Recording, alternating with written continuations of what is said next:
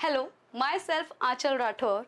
मैं हूँ from the Shyam the world of physics chemistry faculty आपके सामने, जो कि आपको पढ़ाएंगे केमिस्ट्री के A to Z सारे टॉपिक्स कॉम्पिटिटिव एग्जाम्स के लिए, जैसे कि जेई और नीट। ठीक है, जैसा कि आपको पहला टॉपिक दिख रहा होगा स्क्रीन पर, एटॉमिक स्ट्रक्चर।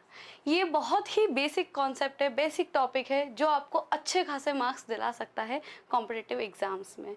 बस शर्त यही रहेगी कि आपको हमारे साथ ईमानदारी से जुड़े रहना है। बेसिक से लेकर एडवांस तक की सारी तैयारी करेंगे, टफ से टफ क्वेश्चन को हम यहाँ पर टैकल करेंगे। ठीक है, एटॉमिक स्ट्रक्चर की अगर हम बात करें तो जब शुरुआत हुई तो माना जाता है Indian philosopher, there is a difference between philosopher and a scientist. Yes, philosopher वो होते हैं जो कोई फिलोसफी देते हैं, किसी चीज़ को ऑब्जर्व करते हैं, बहुत टाइम तक देखते हैं कि हाँ ऐसा होता है, ऐसा होता है, हमने ऐसे ऑब्जर्वेशंस करे हैं, और उसके बेस पर अपना एक स्टेटमेंट देते हैं कि हाँ ऐसा हमने ऑब्जर्व करा है और ऐसा होता है, उसको हम बोलते हैं फिलोसोफर। और वहीं अगर हम बात करें साइंटिस्ट की, तो एक साइंटिस्ट क्या होता है, जो देखता है, ऑब्जर्व करता है, उसको एक्सपेरिमेंट करता है और उसको रिटर्न में या कैसे भी प्रूफ करके आपको बताता है कि हाँ ये ऐसा होता है विद अ रीजन कि क्यों होता है ऐसा। ठीक है, तो एक इंडियन फिलोसोफर जिसका नाम महर्षि कणद, सबसे पहला एटॉमिक थ्योरी उन्हीं ने दी थी। उनने बोला था जब आप किसी भी कंपाउंड को जब तोड़ते तोड़ते तोड़ते तोड़ते एक लास्ट लेवल पर आ जाओ जिसको आप फर्दर और ना तोड़ सको, तो वो सबसे छोटी यूनिट आपको मिलेगी, आप उसको क्या बोलेंगे, एटम, जिसको उन्होंने हिंदी में बोला था परमाणु। परमाणु मतलब परम अणु, किसी भी कंपाउंड का पहला भाग परमाणु, परमाणु। ठीक है, तो एटम की शुरुआत वहां से हुई, लेकिन जैसा मैंने बोला वो सिर्फ एक फिलॉसफी थी, कोई रिटन प्रूफ नहीं था उसका हमारे पास। तो हमको जो रिटन प्रूफ मिला, इस पूरे चैप्टर में हमको क्या करना है, एटॉमिक स्ट्रक्चर, हमको बस यहाँ से शुरुआत हुई है, किसी ने एक आइडिया दिया है कि सबसे छोटे दुनिया में जितनी भी चीज़ें बनी है, हमको पता है यूनिवर्स में दो ही चीज़ें पॉसिबल है, या तो कोई मैटर होगा, कोई पदार्थ होगा, या फिर एनर्जी, है ना, ऊर्जा। तो जितने भी मैटर है, हमको अभी तक सिर्फ इतना पता चला कि वो एक छोटी छोटी चीज़ों से मिलकर बने होते हैं, जो कि परमाणु। आप हुए, हम हुए, ये टेबल, चेयर, पेन, सब किसी ना किसी छोटे छोटे एटम से मिलकर बना हुआ है। बट अब किसी के दिमाग में ये बात आई, ये एटम दिखता कैसा होगा, कैसा इसका, हम एक दूसरे को कैसे पहचानते हैं। इंसान का एक कॉमन स्ट्रक्चर होता है, सबकी दो आंखें होती है, दो कान होते हैं, एक नाक होती है, ऐसा पूरा स्ट्रक्चर होता है, लेकिन देयर इज अ डिफरेंस, हर इंसान अलग दिखता है, हर किसी का फिंगरप्रिंट अलग होता है। लेकिन अगर हम बात करें एटम की, जो कि इतना छोटा है, हम अपनी आंखों से देख भी नहीं सकते हैं, तो इसके स्ट्रक्चर को हम कैसे पता लगाएं। तो इस पूरे चैप्टर में हम यही देखने वाले हैं कि ये एटम कैसा दिखता है, आखिर ये हम कैसे पता लगा पाएं एटम का पूरा स्ट्रक्चर कैसा होता है। और इसके लिए जितने भी प्रयास किए गए, जितने भी प्रयत्न किए गए, सारी थ्योरीज हमको इस चैप्टर में पढ़ना है। अब हमारे पास पहली जो रिटन में थ्योरी आई वो थी सर जॉन डाल्टन की, जिसको हम पढ़ते हैं Dalton's atomic theory. Sir John Dalton ने क्या बोला, सेम वही स्टेटमेंट जैसा कि महर्षि कणद ने दिया था कि दुनिया में जितने भी मैटर हैं वो एक छोटे पार्टिकल से मिलकर बने होते हैं, जिसको हम बोलते हैं एटम। उनने क्या बोला, एटम ए मतलब which that can not be cut, जिसको हम और ज्यादा नहीं तोड़ सकते, उसको हम क्या बोलते हैं, एटम। ठीक है, इसको हम और ज्यादा, इससे छोटे लेवल पे हम नहीं आ सकते, उसको हम बोलते हैं एटम। ठीक है, ये नॉन डिविजिबल होते हैं, इसको हम और डिवाइड नहीं कर सकते। ये उनके कुछ स्टेटमेंट्स नॉन डिविजिबल के साथ साथ नॉन डिस्ट्रक्टिबल होते हैं, मतलब एटम्स को ना ही आप बना सकते हैं ना ही मिटा सकते हैं, बस वो उनका फॉर्म चेंज होता रहता है। नॉन डिस्ट्रक्टिबल होता है, आप उसको ख़त्म नहीं कर सकते।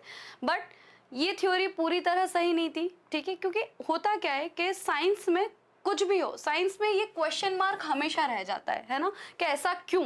किसी ने कोई थ्योरी दी तो 10 लोग जरूर आएंगे उसमें कमियां निकालने के लिए, हमेशा देयर इज अ लिमिटेशंस, हर इस थ्योरी की कुछ ना कुछ लिमिटेशन रहती है। और एज ए स्टूडेंट हमारे दिमाग में हमेशा ये सवाल आता है कि जब एक थ्योरी गलत प्रूफ हो जाती है, दूसरी गलत प्रूफ हो जाती है, तो हमको डायरेक्ट जो सही थ्योरी है वही क्यों नहीं बताते, हम क्यों इतनी सारी थ्योरीज पढ़ते हैं, डायरेक्ट जो करेक्ट है हमको वही बतानी चाहिए ना। ऐसा नहीं होता, किसी भी रिसर्च के पीछे बहुत सारे मेहनत होती है, बहुत सारे लोगों के जीवन लगे हुए होते हैं। तो एक एक थ्योरी आपको बेस देती है। अगर अभी डायरेक्ट एडवांस थ्योरी अगर आपके सामने रख दी जाए क्वांटम की, जो कि अभी एक्सेप्टेबल है, वो आपके पूरा सिर से ऊपर निकल जाएगी, आपको कुछ समझ में नहीं आएगा कि ये क्या हो गया। तो इसलिए हमको इसका स्ट्रक्चर समझने के लिए बेसिक से लेकर एडवांस तक की सारी जो गैप है वो फुलफिल करने हैं। तो डाल्टन सर की जब थ्योरी गलत प्रूफ हुई, होता क्या है जब कोई भी रिसर्च होती है तो हमारे पूरी दुनिया में, ऐसा तो नहीं है कि डाल्टन सर रिसर्च कर रहे हैं तो बाकी सब साइंटिस्ट ऐसे हाथ बांध के बैठे होंगे कि क्या हो गया। तो यहाँ पर और केमिस्ट्री, फिजिक्स, बायोलॉजी, ये सब जब आप बड़े लेवल पर देखते हैं ना तो सब सिर्फ एक साइंस रहता है और हर जगह उससे रिलेटेड रिसर्चेस होती हैं। तो उस टाइम पर फिजिक्स में बहुत अच्छे लेवल पर रिसर्च चल रही थी, एक बहुत अच्छे टॉपिक पर रिसर्च चल रही थी, अगर आपने सुना हो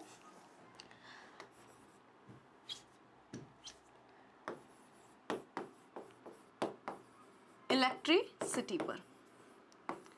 उस टाइम को बोला जाता है गोल्डन एज ऑफ फिजिक्स। उस टाइम पर फिजिक्स में बहुत सारी रिसर्चेस हुई हैं। तो इलेक्ट्रिसिटी पर जो रिसर्च चल रही थी, वहां पर किसी महान साइंटिस्ट ने क्या करा था, किसी एक सॉलिड से एक सॉलिड चीज का कुछ लिया था और वहां पर क्या करा था, वहां से उन्हें इलेक्ट्रिसिटी फ्लो करके दिखाई थी कि यहाँ पर कुछ ना कुछ फ्लो हो रहा है। यहाँ पर उन्हें कुछ मीडियम लगा दिया था और वहां से क्या करा था, कुछ इलेक्ट्रिसिटी फ्लो हुई।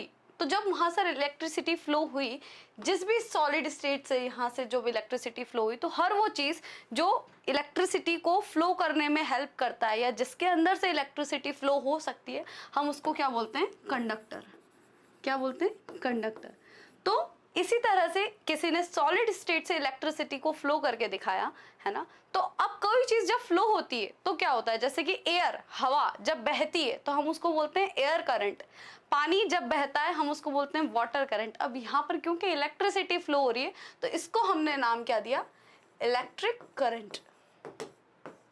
तो इलेक्ट्रिक करंट जब किसी ने यहाँ से फ्लो करवाया तो एक कंपटीशन हमेशा बना हुआ रहता है। तो एक साइंटिस्ट के दिमाग में आया कि इनने सॉलिड स्टेट से इलेक्ट्रिसिटी को फ्लो करके बताया, क्यों ना हम किसी लिक्विड स्टेट से इस इलेक्ट्रिक करंट को फ्लो करके दिखाएं। तो उनने ऐसे ही एक सेटअप रेडी करा, उनने एक सॉल्यूशन ले लिया और यहाँ पे सेम ऐसा बैटरी वगैरह का सेटअप रेडी कर दिया और उन्होंने देखा कि क्या यहाँ इस लिक्विड से भी इलेक्ट्रिक करंट फ्लो होता है। तो यस, रिजल्ट उनको पॉजिटिव मिला। उनको रिजल्ट मिला कि यहाँ से भी इलेक्ट्रिक करंट फ्लो हो सकता है, यहाँ पर भी कुछ डिस्चार्ज हुआ। तो अब किसी के दिमाग में आया, जब सॉलिड से हो सकता है, लिक्विड से हो सकता है, तो व्हाई नॉट गैस, गैस से इलेक्ट्रिक करंट क्यों नहीं फ्लो हो सकता। तो उस गैस से जब इलेक्ट्रिक करंट फ्लो करने के लिए ना जाने कितने एक्सपेरिमेंट्स करे गए, तो फर्स्टली तो सब फेल हुए, क्योंकि उनने क्या करा, एक ट्यूब लाइक स्ट्रक्चर रेडी करा। उनने एक ऐसी ट्यूब ली जिसमें वैक्यूम क्रिएट कर दिया और इसको ऐसे इलेक्ट्रिक करंट फ्लो करवाया। यहाँ पे 2 इलेक्ट्रोड्स ले लिए और इस पूरे डिस्चार्ज ट्यूब के अंदर सिर्फ एक गैस भरी, ठीक है। गैस के थ्रू जब उन्होंने स्टार्टिंग में देखा कि क्या यहाँ पर कोई इलेक्ट्रिक करंट बह रहा है, तो नेगेटिव रिजल्ट आया कि नहीं बह रहा। फिर उन्होंने क्या करा, उस एक्सपेरिमेंट में काफ़ी चेंजेस करे। उनने क्या करा, उसका गैस का जो वॉल्यूम है, वॉल्यूम उसको डिक्रीज करा, मतलब गैस वैक्यूम करा, इवैक्यूएट करवाया, गैस को कम करा, वहां पर प्रेशर उसका कम करा, प्रेशर कम करा और वोल्टेज बढ़ाया। वोल्टेज बढ़ाते गए बढ़ाते गए बढ़ाते गए, उनने देखा कि एक टाइम पर यहाँ से कुछ स्ट्राइक मार रहा है, सामने वाले एक रॉड से दूसरे रॉड की तरफ कुछ एक चीज जा रही है और जो स्ट्राइक कर रही है, एक चीज निकल रही है जो सामने स्ट्राइक करी एक फिक्स पॉइंट पर। जब ये चेंजेस करते गए करते गए करते गए करते गए बहुत देर बाद, तब जब उन्होंने ये देखा कि हाँ यहाँ पर भी कुछ हो सकता है, तो उनके मन में एक होप आई कि शायद गैस से भी इलेक्ट्रिक करंट को हम फ्लो करवा सकते हैं।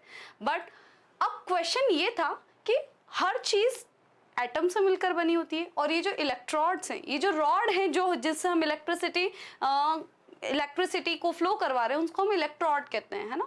तो जब ये इन रॉड से कुछ निकलकर वहां पे स्ट्राइक कर रहा है तो थोड़ी देर बाद इस रॉड को दिखना बंद हो जाना चाहिए ना, क्योंकि ये अल्टीमेट ये इलेक्ट्रोड भी एटम्स का मिलकर बना होगा। अब एटम अगर निकलकर वहां स्ट्राइक कर रहा है तो आप खुद सोचो, अगर हम में से एटम्स निकलकर, जैसे कि आपने रोबोट मूवी देखी होगी रावण, उसमें उसके जब वो एक्सीडेंट होता है तो पूरे पार्टिकल जैसे टूट जाते हैं। तो जब ऐसे एटम्स निकलने लग जाएंगे तो इसको तो गायब हो जाना चाहिए ना, धीरे धीरे इसको गायब होना शुरू होना चाहिए, लेकिन ऐसा कुछ भी नहीं हुआ। तब उनके दिमाग में आया कि शायद एटम के अंदर भी कुछ प्रेजेंट है जो जाके सामने स्ट्राइक कर रहा है, मतलब एटम अपनी पोजीशन से नहीं हिल रहा है, एटम के अंदर कुछ एलिमेंट है जो कि निकल रहा है और सामने जाके स्ट्राइक कर रहा है। फिर इस एक्सपेरिमेंट्स में उनने काफ़ी सारे चेंजेस करे, उनने इस एक्सपेरिमेंट को और आगे बढ़ाया। उनने क्या करके देखा, उनको ये पता लगाना था कि आखिर वो चीज़ क्या है जो सामने जाके स्ट्राइक कर रही है। उनने यहाँ पर क्या करा, एक पंखा लगा दिया। मेले में जाकर आप ऐसा पंखा खरीदा होगा आप लोगों ने, ऐसा पंखा वो लेकर भागते हैं तो वो ऐसा ऐसा हवा से घूमता है। तो उनने देखा कि जब वो पंखा बीच में लगाया तो यहाँ पर सेम वही चीज हुई। जब आपने हाई वोल्टेज अप्लाई करा तो वो चीज यहाँ पे स्ट्राइक करी। अब जब पंखे से कोई चीज टकराएगी तो वो पंखा क्या होगा, घूमना स्टार्ट कर देगा। उस पंखे ने क्या कर दिया, घूमना स्टार्ट। ये आपका पहला एक्सपेरिमेंट, आपने उस पंखे को घुमाया इस एक्सपेरिमेंट की हेल्प से। सेकेंड उनने क्या करा, सेकेंडली उनने सेम वही एक्सपेरिमेंट करा, बस इसमें क्या कर दिया, चेंज ये कर दिया, इलेक्ट्रिक फील्ड लगा दी। इलेक्ट्रिक फील्ड कैसे लगाई, ऊपर एक नेगेटिव प्लेट लगा दी, नीचे एक पॉजिटिव, या ऊपर एक पॉजिटिव प्लेट लगा दी, नीचे एक नेगेटिव प्लेट लगा दी। ठीक है, दो इलेक्ट्रोड्स ऊपर नीचे भी लगा दिए, जो ट्यूब थी उसके ऊपर और नीचे दो आपने क्या कर दिया, इलेक्ट्रिक फील्ड जनरेट कर दी। उसके बाद जब सेम एक्सपेरिमेंट उन्होंने रिपीट करा तब उन्होंने क्या देखा कि जो चीज यहाँ जाके स्ट्राइक कर रही थी वो यहाँ ना जाते हुए वो इस ऊपर वाली प्लेट की तरफ जाके स्ट्राइक करने लग गई। ये सेकंड उन्होंने ऑब्जर्वेशन करा। तीसरा उन्होंने क्या ऑब्जर्वेशन करा, उन्होंने जब मैग्नेटिक फील्ड लगाई तो मैग्नेटिक फील्ड में भी उन्होंने देखा कि कहीं ना कहीं ये डेविएट हो रहे हैं, अपने रास्ते से भटक रहे हैं। और चौथा उन्होंने जो एक्सपेरिमेंट करा, देखिए पहला उन्होंने अभी हम इन सबके क्या करेंगे, इनके हम रिजल्ट देखेंगे कि ऐसा जो हो रहा है, ये जो ऑब्जर्वेशन हमको देखने को मिल रहे हैं ये क्यों मिल रहे हैं। चौथा उनने क्या करा, उनने एक और इलेक्ट्रोड रखा। देखो दो इलेक्ट्रोड्स तो ऑलरेडी थे यहाँ पर, ठीक है, उनने तीसरा एक और इलेक्ट्रोड रखा जो कि स्लांट वे में 45 डिग्री के एंगल पर रखा। ठीक है, अब उनने क्या करा, जब सेम पार्टिकल यहाँ से यहाँ स्ट्राइक करेगा, क्योंकि अब रास्ते में कोई और आ गया, पहले वो जाकर डायरेक्ट यहाँ टकरा रहा था, लेकिन अब वो जो पार्टिकल जब यहाँ टकराएगा तो यहाँ से एक और कुछ नई रे निकलेगी।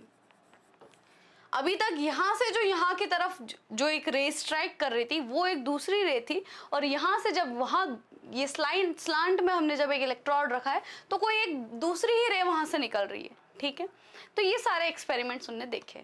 अब उनने क्या करा, हमको ये पता है कि जो दो इलेक्ट्रोड्स हम लेकर चल रहे हैं इस ट्यूब के अंदर, उसमें से एक है नेगेटिव इलेक्ट्रोड, एक है पॉजिटिव इलेक्ट्रोड। नेगेटिव इलेक्ट्रोड को हम क्या बोलते हैं, कैथोड, और पॉजिटिव को हम बोलते हैं एनोड।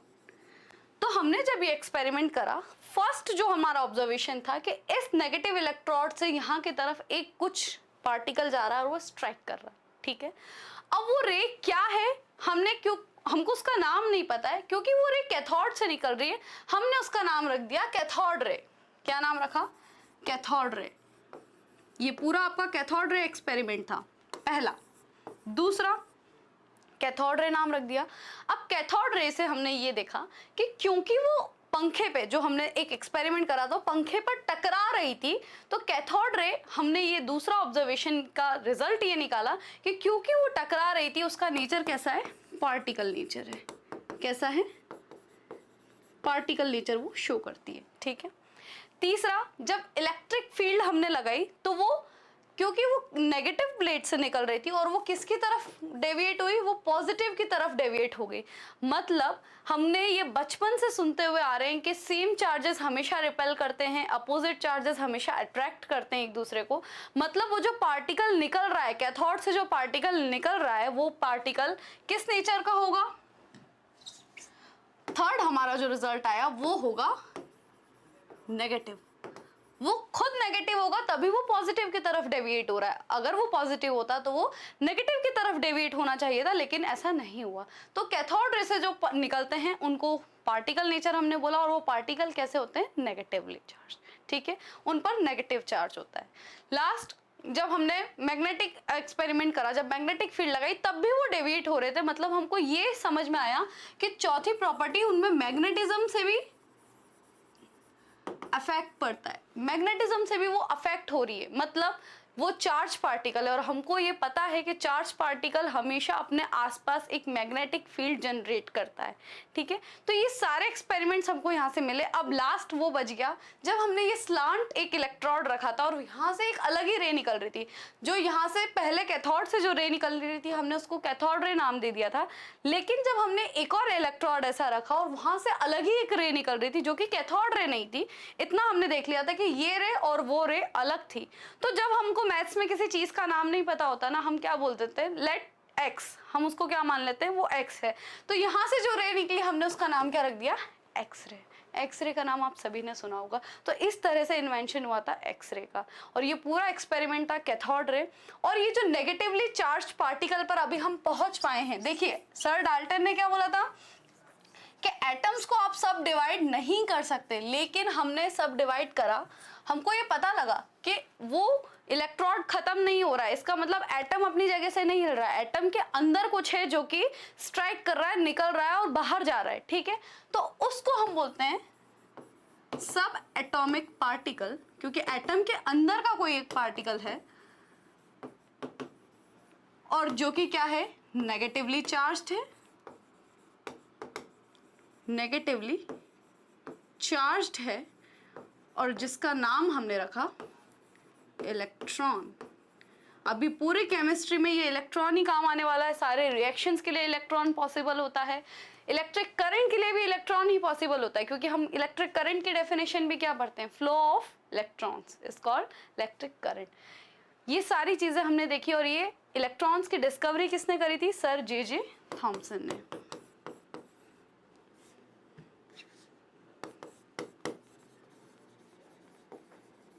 ये आप कैथोड रे एक्सपेरिमेंट आपके एनसीईआरटी के बुक्स में पढ़ सकते हैं। और इससे रिलेटेड आपको क्या क्या याद रखना है, पूरा रट्टा मारने की जरूरत नहीं है, आपको सिर्फ इतना याद रखना है, इलेक्ट्रॉन होता है, नेगेटिवली चार्ज पार्टिकल होता है, इसमें हमने क्या क्या एक्सपेरिमेंट करे, उसके क्या क्या रिजल्ट निकले, उनकी डिस्कवरी करी किसने थी, साइंटिस्ट ने। अब इससे रिलेटेड अब हमको पता पड़ गया कि ये एटम है, इसके अंदर क्या होता है, इलेक्ट्रॉन होता है, इलेक्ट्रॉन हमको पता पड़ गया। अब इलेक्ट्रॉन के बारे में हम रिसर्च करेंगे, क्योंकि साइंटिस्ट कभी भी चुप नहीं बैठते हैं, साइंस वाले, इनफैक्ट साइंस वाले बच्चे भी कभी चुप नहीं बैठते हैं, उनको जब भी डाउट आता है वो हमेशा पूछते हैं ऐसा क्यों, ऐसा क्यों, ऐसा क्यों। इलेक्ट्रॉन है हमको पता पड़ गया, पर अब हम यहाँ चुप बैठ जाएंगे क्या, नहीं, अब हम इसके आगे की और रिसर्च करेंगे। इलेक्ट्रॉन है तो क्या, अब क्योंकि ये पार्टिकल है तो इसका कुछ ना कुछ वजन होगा, इसका मास क्या है, हमने बोला है नेगेटिवली चार्ज है, पर कितना चार्ज है ना। तो अब इस सबसे रिलेटेड हमने क्या करा, रिसर्च करना स्टार्ट करा, और हमको फिर इलेक्ट्रॉन का मास मिला, मास ऑफ इलेक्ट्रॉन,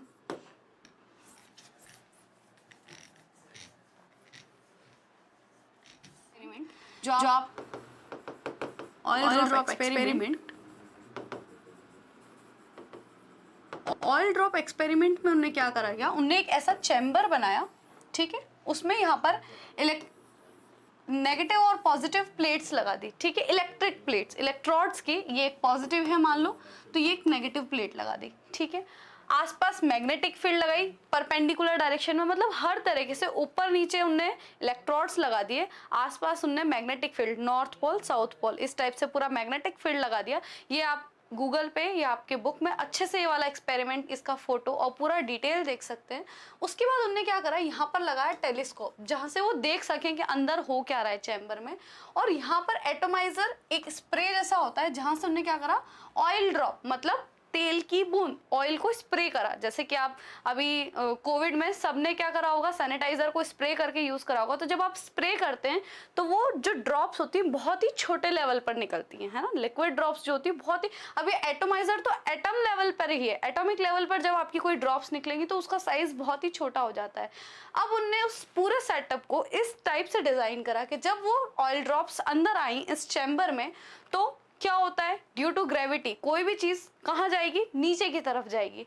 तो वो ड्रॉप्स क्या होगी, ये ड्रॉप्स जैसे कि मान लो यहाँ पर स्प्रे हुई, तो ड्रॉप्स जब नीचे आई तो उनने, क्योंकि वो ऑयल ड्रॉप्स हैं, उनका कुछ ना कुछ वेट रहा होगा, उनका कुछ ना कुछ चार्ज रहा होगा ऑब्वियसली, क्योंकि वो एक एटम है और एटम के अंदर इलेक्ट्रॉन्स है, हमको पता है, ठीक है। तो उनको क्या करना था, अल्टीमेट इलेक्ट्रॉन का चार्ज पता करना था। उनने इस इलेक्ट्रिक फील्ड को और मैग्नेटिक फील्ड को इस तरह से सेट करा, इलेक्ट्रिसिटी हम मैनेज कर सकते हैं ना सर, इलेक्ट्रिक फील्ड और मैग्नेटिक फील्ड, कितना फील्ड देना है, कितना कम करना है, कितना ज़्यादा करना है, उसको पूरा ऐसा अरेंज करा कि ये जो ड्रॉप है ये बीच में आकर सेंटर में ना, राइट लेफ्ट, अगर देखो आपके ऊपर फोर्स लगे इक्वल, अगर आपको छत से फेंका जाए तो आप नीचे गिरेंगे, लेकिन आपको इतना फोर्स लगा दिया जाए, ग्रेविटी क्योंकि नीचे की तरफ लग रही है, अगर सेम इक्वल फोर्स से कोई आपको ऊपर खींचे, तो सेम इक्वल फोर्स से कोई राइट हैंड पे खींचे, कोई लेफ्ट हैंड से खींचे, है ना, तो आप वहीं टिक जाओगे, आप कहीं नहीं जा पाओगे ऊपर नीचे लेफ्ट राइट कहीं पर भी। तो यहाँ से इनने टेलीस्कोप से मेजर करा इस ऑयल के ऊपर, इस ऑयल ड्रॉप का चार्ज कितना है, ठीक है। तो इससे हमको पता पड़ा जो इलेक्ट्रॉन का चार्ज है, चार्ज ऑन इलेक्ट्रॉन कितना आया, 1.6022 इंटू 10⁻⁻19 कूलम, इतना चार्ज आया एक इलेक्ट्रॉन पे, ठीक है। अब एक इलेक्ट्रॉन पर इतना चार्ज है और ऑब्वियसली नेगेटिव, ठीक है, इलेक्ट्रॉन क्योंकि नेगेटिव स्पीशीज है, चार्ज कितना आएगा, नेगेटिव। अब अगर आप एक मोल इलेक्ट्रॉन ले लें तो अब एक मोल में कितनी वैल्यू होती है, 6.02 इंटू 10⁻23 इलेक्ट्रॉन्स की अगर आप बात करोगे, जो कि एक मोल के बराबर होता है, तो इस पे कितना चार्ज आएगा, अप्रोक्सीमेटली 96500 कूलम के बराबर आएगा, जिसको आप क्या बोलते हो, 1 फेराडे। ये कूलम किसके बराबर होता है, 1 फेराडे के बराबर। ये सारे यूनिट कन्वर्जन है जो आपके न्यूमेरिकल्स में हेल्प करते हैं, जो कि मोल कॉन्सेप्ट में आपने पढ़ा भी होगा, ठीक है। तो ये आया एक इलेक्ट्रॉन के ऊपर इतना चार्ज होता है, ठीक है। ये सारी बातें थी अभी तक किसके लिए, इलेक्ट्रॉन्स के लिए। अब किसी की बत्ती जली कि अगर एटम में, अभी हमने क्या देखा, एटम होता है जिसके अंदर इलेक्ट्रॉन्स प्रेजेंट होते हैं। अब अगर इलेक्ट्रॉन्स जो कि नेगेटिवली चार्ज होते हैं, अगर एटम में इलेक्ट्रॉन्स हैं, तो इस हिसाब से इलेक्ट्रॉन किसके लिए रिस्पॉन्सिबल होते हैं, इलेक्ट्रिसिटी के लिए रिस्पॉन्सिबल होते हैं। चार्ज पार्टिकल है, उसका खुद का मैग्नेटिक फील्ड भी है, उसका खुद का इलेक्ट्रिक फील्ड भी है, तो फिर हर चीज से हमको करंट लगना चाहिए ना। अगर सारी चीजें एटम की बनी हुई है, सभी में क्या है, इलेक्ट्रॉन्स है, तो सब में हमको क्या होना चाहिए, करंट लगना चाहिए। ऐसे टच करने पर करंट लगना चाहिए। गर्मी में देखते हैं ना आप, किसी से एकदम रैंडम टकराते हैं तो करंट लगता है, क्यों, इलेक्ट्रॉन्स की वजह से, है ना। तो अगर सारी ही चीजें इलेक्ट्रॉन्स एटम से बनी है, एटम्स में इलेक्ट्रॉन है जो कि नेगेटिवली चार्ज हैं, तो आपको हर जगह से करंट लगना चाहिए, पर ऐसा नहीं होता, क्यों, इसका, और एटम अपने आप में स्टेबल है, कभी भी चार्ज स्पीशीज स्टेबल नहीं होती। केमिस्ट्री में जितने भी रिएक्शंस हो रहे हैं, हम जितनी भी चीज़ें पढ़ रहे हैं तमाम, क्यों पढ़ रहे हैं, क्योंकि हर चीज़ क्या चाहती है कि वो स्टेबल बने, और स्टेबल बनने के लिए वो क्या करते हैं, रिएक्ट करते हैं, एक दूसरे से रिएक्ट करके स्टेबल बनना चाहते हैं। अल्टीमेट एम सबका यही है। और स्टेबिलिटी की हम बात करें तो न्यूट्रल चीज़ हमेशा ज़्यादा स्टेबल होती है विथ कंपेयर टू चार्ज्ड। कोई भी चार्ज बॉडी होगी उससे ज़्यादा स्टेबल कौन होगा, न्यूट्रल होगा। तो अगर एटम जो है वो नेगेटिवली चार्ज, उसमें इलेक्ट्रॉन्स हैं, फिर भी वो स्टेबल है, इसका क्या मतलब हुआ कि उस एटम में ज़रूर कोई ना कोई पॉजिटिव पार्टिकल भी होंगे जो उस नेगेटिव चार्ज को क्या कर रहे हैं, बैलेंस कर रहे हैं।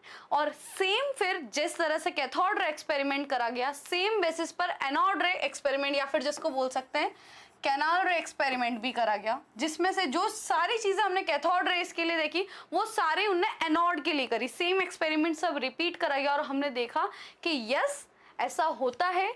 जैसे कि इलेक्ट्रॉन्स नेगेटिवली चार्ज पार्टिकल्स होते हैं एटम में, सेम बेसिस पर पॉजिटिवली चार्ज पार्टिकल्स भी होते हैं, और इन पॉजिटिवली चार्ज्ड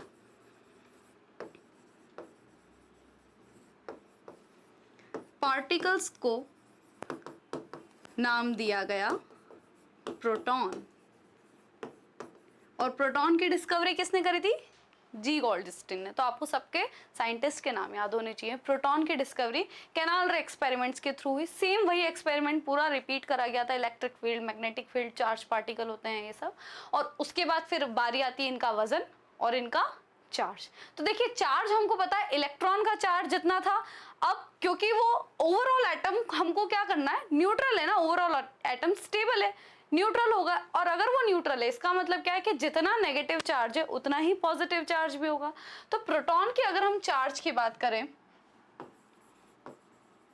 तो उसका चार्ज इलेक्ट्रॉन के बराबर ही होता है, बस जो उसमें प्लस का साइन था वो यहाँ माइनस का हो जाएगा, इंटू 10⁻⁻19 कूलम, सेम चार्ज होता है, ठीक है, बस यहाँ प्लस का होता है और वहाँ माइनस का होता है। उसके अलावा मास की अगर हम बात करें तो प्रोटॉन का जो मास होता है, मास ऑफ प्रोटॉन वो होता है 1.673 इंटू 10⁻⁻27 kg। अब बहुत से बोलेंगे कि इलेक्ट्रॉन का वजन ज्यादा होता है प्रोटॉन से, जबकि हमने इलेक्ट्रॉन का अगर मास हमने देखा था तो वो आया था 9.11 इंटू 10⁻31 kg। अब अगर आप इन दोनों को कंपेयर करें तो यहाँ हमको 9 बड़ा दिख रहा है, यहाँ हमको 1.6 छोटा दिख रहा है, बट आप इस पे ध्यान दें बस, यहाँ 10⁻⁻27 है, यहाँ 10⁻⁻31 है, इतना डिफरेंस आ गया। 4 जीरो का डिफरेंस काफी होता है, मतलब प्रोटॉन और इलेक्ट्रॉन के वजन में इतना डिफरेंस होता है, लगभग 1837 के approximately. Mass of protons is equals to 1837 times mass of electron. इसको जब आप सॉल्व करेंगे तो आपको यही वैल्यू मिलेगी, इतने गुना ज्यादा वजन होता है मास ऑफ प्रोटॉन इलेक्ट्रॉन के कंपैरिजन में, ठीक है। तो ये सब बात थी प्रोटॉन की, इलेक्ट्रॉन की। अभी तक हमारे पास 2 सब एटॉमिक पार्टिकल आ गए हैं, प्रोटॉन और इलेक्ट्रॉन। लेकिन क्या इसके अलावा भी एटम में और कुछ प्रेजेंट हो सकता है क्या अभी तक? क्योंकि ये चीज क्या इतनी जल्दी खोज नहीं हुई थी, क्योंकि एटम को प्लस मिल गया, माइनस मिल गया, एटम ओवरऑल क्या हो गया, स्टेबल हो गया, बस खत्म बात।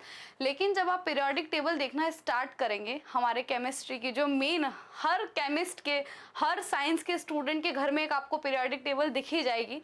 और उस पीरियोडिक टेबल में जब आप देखना स्टार्ट करते हैं तो आप क्या देखते हैं, यहाँ पर एक हाइड्रोजन होता है, यहाँ हीलियम होता है, फिर lithium, beryllium, boron, carbon, nitrogen, oxygen, fluorine और यहाँ नियॉन। तो जब आप इन पीरियोडिक टेबल को आप ध्यान से देखेंगे तो वहां पर आपको दिखेगा कि ये कोई भी एटम है, मान लो ए, यहाँ पर उसका एटॉमिक नंबर लिखा हुआ रहता है और यहाँ पर उसका वजन लिखा हुआ रहता है, एटॉमिक मास लिखा रहता है।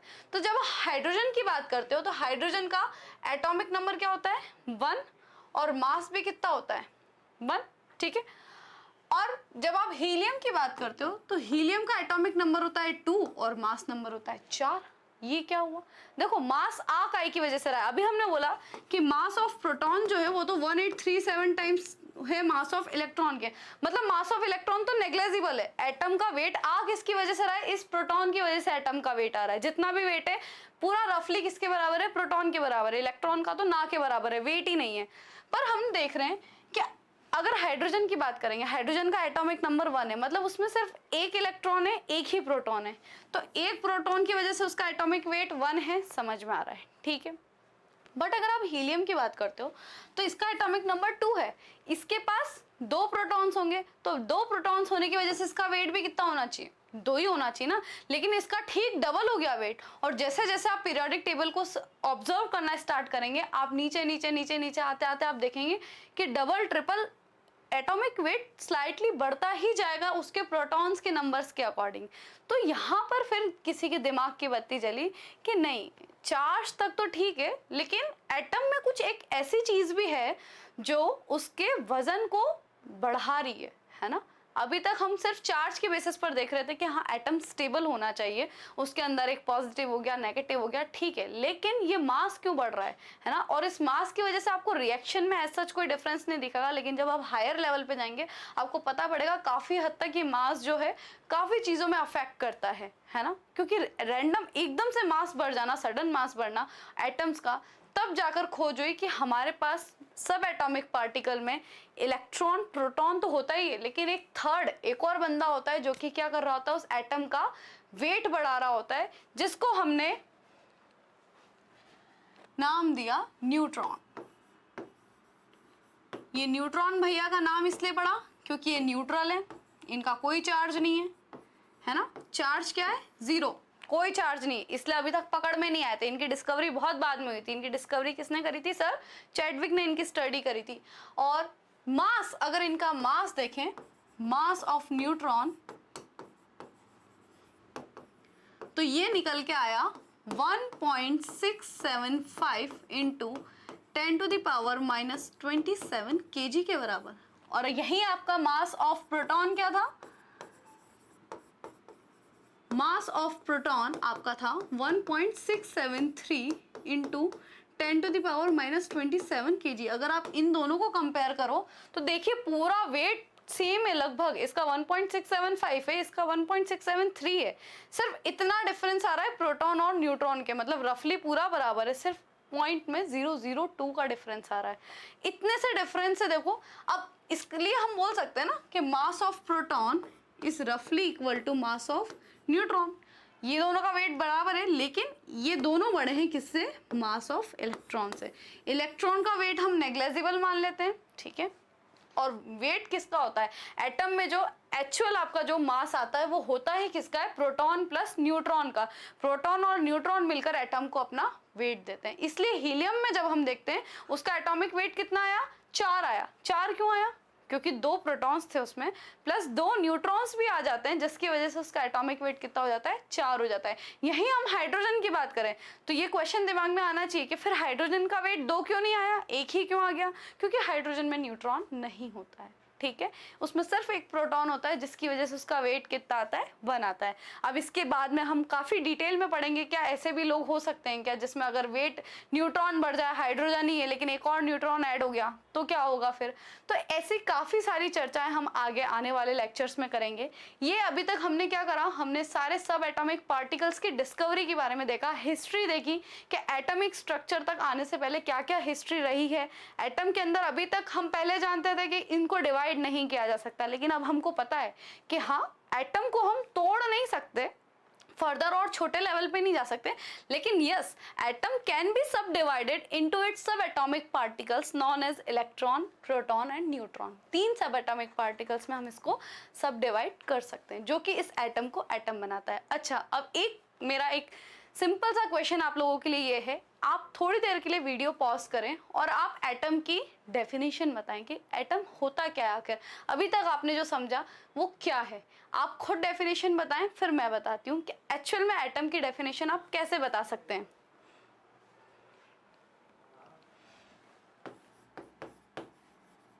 देखिए, अभी तक हम सब जगह रटते हुए आते हैं कि एटम एटम एटम की अगर आप कोई भी डेफिनेशन पूछेगा तो हम मुंह उठा के बोल देते हैं smallest unit of an, smallest unit of a body, smallest unit of element. किसी भी एलिमेंट की, किसी भी कंपाउंड की सबसे छोटी यूनिट को हम क्या बोलते हैं? एटम। मान लो मैंने 1 मोल सोडियम लिया है, 1 मोल सोडियम लिया है, उसमें से अब एक एटम बताना है मुझे। एक एटम क्या होगा? सबसे छोटा। 1 मोल सोडियम में से हम एक एटम तक जब पहुंच जाएंगे वो उसका एटम कहलाएगा, ठीक है। लेकिन मेरा क्वेश्चन ये है कि स्मॉलेस्ट यूनिट तो एटम नहीं हुई ना, एटम को तो आप और भी छोटा बांट सकते हैं ना, इलेक्ट्रॉन, प्रोटॉन, न्यूट्रॉन में। तो स्मॉलेस्ट यूनिट एटम कैसे हुई? एटम की डेफिनेशन क्या इतनी काफी है स्मॉलेस्ट यूनिट, क्योंकि हमको तो अब उससे छोटा भी मिल गया है ना। तो smallest unit is not sufficient and it is not exactly the correct definition for an atom. Atom को आप बोल सकते हैं स्मॉलेस्ट यूनिट, तो ठीक है स्मॉलेस्ट यूनिट होनी चाहिए किसी एलिमेंट की, लेकिन which can still persist the properties of that element. जैसे कि सोडियम के हम सबसे छोटे यूनिट देखें तो सोडियम का एटॉमिक नंबर होता है 11 होता है, मतलब इसके अंदर क्या होना चाहिए? 11 इलेक्ट्रॉन होना चाहिए, 11 प्रोटॉन होना चाहिए और शायद 12 न्यूट्रॉन होते हैं इसके अंदर, है ना। तो जब ये 3 चीजें मिलकर एक बॉडी बनाएगी उसको हम बोलेंगे कि हाँ ये एक एटम है। अगर मैं इसमें से एक इलेक्ट्रॉन कम कर लूं, इसका एक इलेक्ट्रॉन हटा के मैंने बोल दिया 10 इलेक्ट्रॉन, ठीक है। स्मॉलेस्ट यूनिट में तो क्या है, इलेक्ट्रॉन को बोल सकती हूँ ना मैं, एटम को बोल सकती हूँ कि हाँ एक इलेक्ट्रॉन मैंने हटा लिया, है ना। अब मैं बोलूँ कि क्या अब ये एटम है, पर ये अब ये सोडियम का एटम नहीं रहा ना। तो एटम क्या, छोटी से छोटी वो यूनिट जो अभी भी उस एलिमेंट की प्रॉपर्टी को बताने में काबिल हो, सक्षम हो, उसको हम बोलते हैं उसका एटम है। अगर मैं इलेक्ट्रॉन कम करूंगी, प्रोटॉन कम करूंगी, तो वो सोडियम का नहीं, वो फिर नियॉन का एटम बन जाएगा, ठीक है। वो एटम ही चेंज हो जाएगा, उसकी प्रॉपर्टीज चेंज हो जाएगी, उसके सारे A to Z physical chemical properties change हो जाएगी, ठीक है। तो ये सब था आज के लिए स्ट्रक्चर ऑफ एटम में सब एटॉमिक पार्टिकल्स के डिस्कवरी के बारे में। इन सभी पार्टिकल्स के आपको डिस्कवरी के एक्सपेरिमेंट्स याद होने चाहिए, इनके साइंटिस्ट के नाम याद होने चाहिए, इनके मास याद होने चाहिए, इनके चार्जेस याद होने चाहिए। और अल्टीमेट आप क्या करते हैं, चार्ज को आप सिंप्लीफाई करने के लिए आप बार बार आप उसको 1.67 इतना बड़ा बड़ा चार्ज आप बार बार नहीं लिखते हैं। आप क्या कर देते हैं, चार्जेस के लिए आप प्रोटॉन, इलेक्ट्रॉन और न्यूट्रॉन न्यूट्रॉन का तो जीरो होता है चार्ज। अब यहाँ पे क्या चार्ज था, 1.6 इंटू 10⁻⁻19 कूलम। इसका था +1.6 इंटू 10⁻⁻19 कूलम। तो आप इस पूरे को मान लेते हैं -1 के बराबर, इसको मान लेते हैं +1 के बराबर 0। और आप क्या बोलते हैं, इलेक्ट्रॉन पर -1 चार्ज है और प्रोटॉन पर +1 चार्ज है। इतनी बड़ी बड़ी वैल्यूज बार बार ना लिखनी पड़े, इसलिए हम उसको ऐसा सिंप्लीफाई कर देते हैं। अब नेक्स्ट वीडियो में हम देखेंगे कि ऐसे कौन कौन से एटॉमिक मॉडल्स हैं जो हमको उसका स्ट्रक्चर, क्योंकि अभी तक हमको उसके स्ट्रक्चर के बारे में कुछ नहीं मालूम है, और इस यूनिट को हम पढ़ ही किस लिए रहे हैं कि हमको एटम का स्ट्रक्चर मालूम पड़ जाए। तो नेक्स्ट वीडियो में हम जानेंगे कि ऐसे कौन कौन से मॉडल्स, कौन कौन से यहाँ पर हमने प्रयास करे जिससे हमको पता पड़ता है कि एटम का स्ट्रक्चर कैसा है। So keep watching, keep learning. Thank you so much.